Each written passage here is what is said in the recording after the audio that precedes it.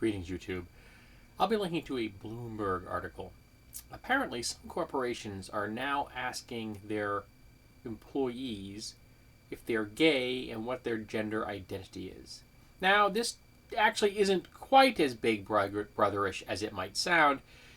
Their impetus seems to be a desire to codify their diversity, to bona fide the fact that they have a diverse workforce.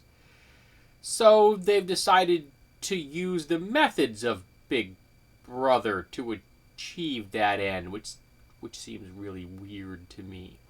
All right, if you'd like to have a diverse workforce, I've got a plan for you. First of all, take all honorifics off your applications.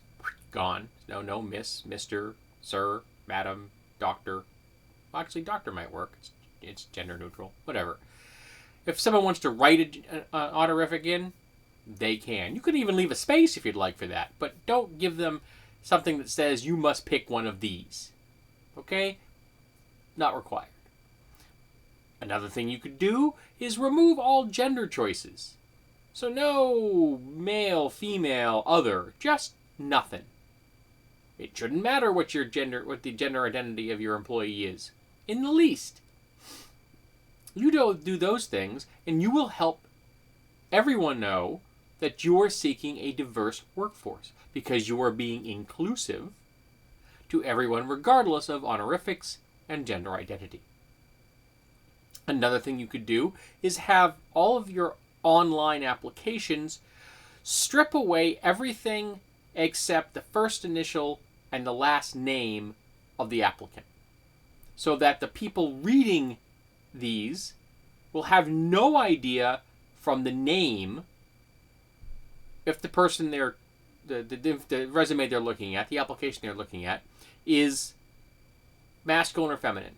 Because many Western names are gender specific. There are generic, non-specific names, like Terry, Jamie. Those are good examples. They apply equally to men or women.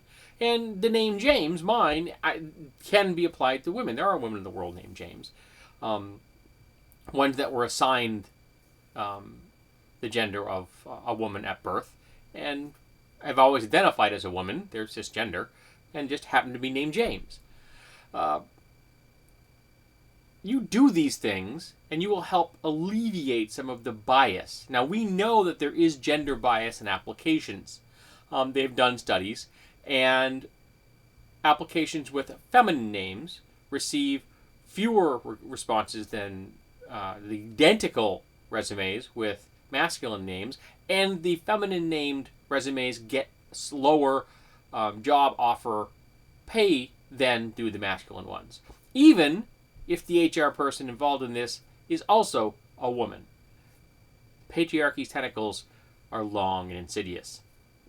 Now, these are all methods that would help a corporation have a diverse workforce, and none of these methods require using the tools of Orwell.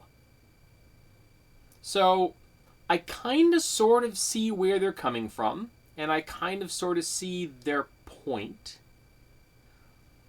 But I think they're going about this entirely in the wrong manner, which shouldn't come as a shock. They're corporations, and corporations are giant beasts that have tiny little brains, and they go lumbering through life, crushing and destroying and maiming in their path. I'm not a big proponent of capitalism, if you didn't know that. There are better methods to ensure that you have a diverse workforce, or at least encourage a diverse workforce, that don't involve prying into someone's sexual preferences or orientation and their gender identity. To me, that's no different than asking about their religious history, which is illegal.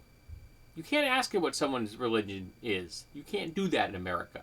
So I don't see why you should be able to ask whether someone's sexual orientation is considered a diversity issue or gender identity. It shouldn't be allowed in my book. And even if it is allowed, I don't think that anyone should be required to answer it. But But that's just me. I'm a liberal progressive. So tell me, do you think that a corporation should be allowed to ask the questions of what a person's sexual orientation is or their gender identity? And do you think that there is an ulterior motive, something other than diversity? And what could it possibly be? Let's have a conversation.